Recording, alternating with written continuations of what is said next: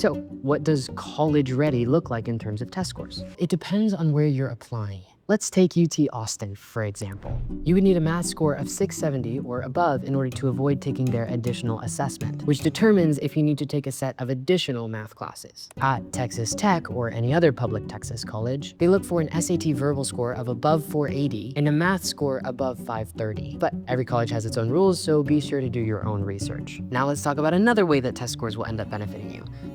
Scholarships. Many colleges offer their own, and there are numerous community-based and private scholarships out there. And in many cases, SAT and ACT test scores will be considered when selecting recipients. Now, if it's sinking in, then say it with me: test scores matter. And that brings me to the third point, which is that test scores will improve your admissions odds. Let's go back to what I said earlier.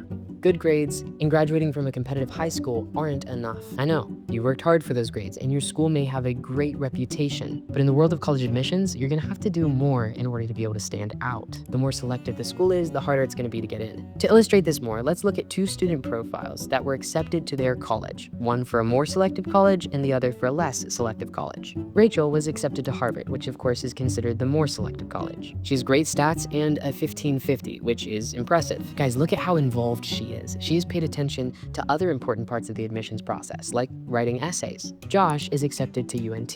He has a 2.4 GPA and an 1100 on his SAT score, which got him auto admission. You can see he spent a lot less time on getting involved and even skipped the optional elements of his application. And he was still accepted. So do you see how the college admissions process can look entirely different depending on where you apply?